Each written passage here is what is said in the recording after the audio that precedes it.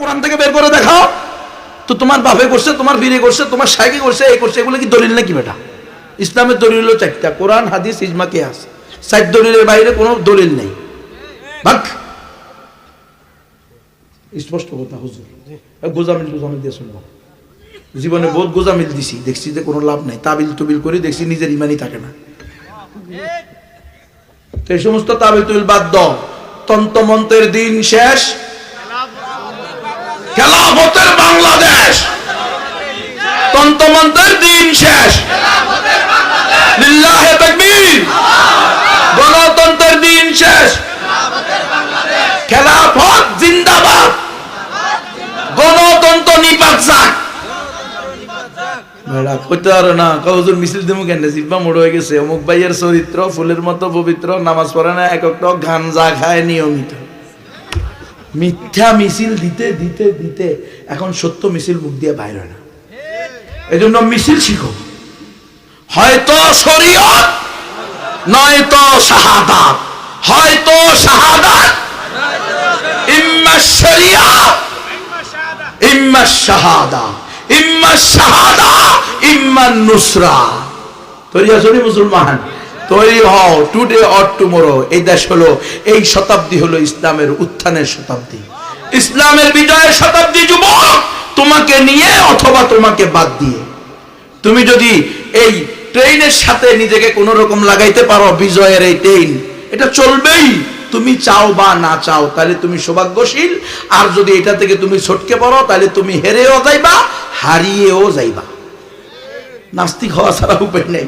এই জন্য গণতন্ত্র দিয়ে ইসলাম হবে না। আমার বাবারা, বিশেষ করে ওলামায়ে কেরাম, কলিজার টুকরা, আপনারা আমাদের মাথার তাজ। আপনাদেরকে খোদার কসম ইজ্জত করি, মহাব্বত করি, এলমে ওহির দ্বারক বাহক হওয়ার কারণে। কিন্তু কোশ্চিন কালেও গণতন্ত্রকে সমর্থন করতে পারি না।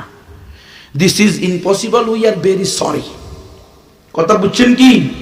বুঝলে বুঝলেন, না বুঝলে গণতন্ত্র 50 বছর করছেন, আরো 50 বছর করেন, কোনো লাভ হবে না। গণতন্ত্র দিয়ে ইসলাম প্রতিষ্ঠা সম্ভব না। এই শুনেন, সুয়ের ছিদ্র দিয়া উড্ডুকা সম্ভব এই হুজুর আর এই হুজুরের কেরামতির কারণে। কারণ কেরামতুল আউলিয়া ই হাক্কু, এটা আমরা বিশ্বাস করি। জলবায়ু পরিবর্তনের কারণে ওই ইয়া থেকে আপনার কি বলে হিমালয় পর্বত আপনাদের এই দেলদুয়ারে চলে আসলেও আসতে পারে। কিন্তু ওয়াল্লাহি বিল্লাহি তাল্লাহি, খোদার কসম করে বললেও ইনশাআল্লাহ, আশা করি বিইজনিল্লাহ গুনাহগার হব না। গণতন্ত্র দিয়ে এতটুকু ইসলাম প্রতিষ্ঠা হওয়া সম্ভব না।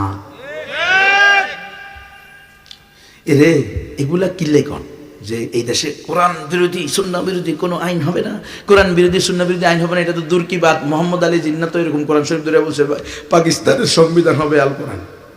বলছে কি বলে নাই? 1 মিনিটের জন্য হয়েছে নি আল কোরআন। 1 মিনিট শেখ মুজিবে বলছে এই দেশে কোরআন সুন্নাহ বিরোধী কোনো আইন হবে না। এজন্য সে এই দেশের সংবিধানের মূলনীতি বানায় গেছে বড় বড় 4টা কুকুরা শিরিক: গণতন্ত্র, সমাজতন্ত্র, জাতীয়তাবাদ, জার্মানিবাদ। প্রত্যেকটা কোরআন বিরোধী, সুন্নাহ বিরোধী। আর হে বলছে কোরআন সুন্নাহ বিরোধী কোনো আইন হবে না। শেখ হাসিনা গত 16 বছর বলছে দেশ চলবে মদিনার সনদে। বলছে কি বলে নাই? মদিনার সনদে দেশ চলছে। সব হুজুর জেলখানা। দেশ মদিনার সনদে মানুষ নি। কি শেখ হাসিনা কি খালেদা জিয়া প্রত্যেকবার নির্বাচনের আগে বিশাল পট্টি লাগাইয়া চলে যায় হজ করতে, উমরা করতে। শাহজালাল শাহপরানে আর ধর্ম ব্যবসায়ী কয় আম করে এরে উল্টা সামজিলি রে রাম। ধর্ম ব্যবসা করলি তোরা নাম দিলে হয় দেখবেন ওয়াজ মাহফিলের চেয়ারম্যান, মেম্বার, এমপি, মন্ত্রীরা টুপি লাগাইয়া পাঞ্জাবি পরে আসে। যদিও সুঙ্গার মতো পাঞ্জাবি পায়জামা পরে আসে। আসে কি আসে না? আর আমরা তো 24 ঘন্টা অনেক সময় টুপি পাঞ্জাবি নিয়েই ঘুমাই। আমরা তো এটা পাল্টাইয়া দেয় না, কোথাও যাইনি রে, এটা নিয়েই চলি, এটাই পোশাক। তো ধর্ম ব্যবসায়ী আমাদেরই কষ্টা। প্রকৃত ধর্ম ব্যবসায়ী গণতন্ত্রের ধ্বজাধারীরা। সুতরাং ধর্ম নিয়ে কেউ ব্যবসা করবেন না। আমরাও একমত। গণতন্ত্রের কথা ইসলাম দিয়ে প্রকাশ করিয়েন না। এটা থেকে বের হয়ে আসেন। এটা দিয়ে ইসলাম প্রতিষ্ঠা সম্ভব না।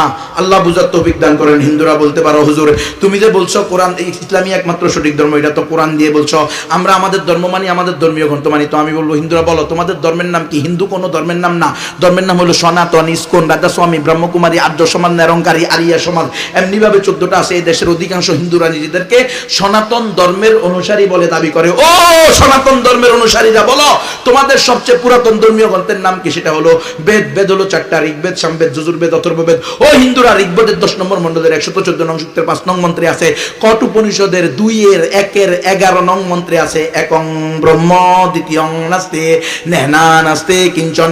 একং ব্রহ্ম মালিক আল্লাহ একজন, দ্বিতীয়ং নাস্তি দ্বিতীয় কেউ নাই, নেহনা নাস্তি নাই নাই নাই, কিঞ্চন বিন্দু মাত্র নাই। আরবি করেন লা ইলাহা ইল্লাল্লাহ, তাকবীর। ও হিন্দুরা তোমাদের শাস্ত্রে স্পষ্ট আছে লা ইলাহা হতি পাপম ইল ইলাহা পরম পাদম জন্ম বৈকুণ্ঠ পরিণতি তজবিনাম।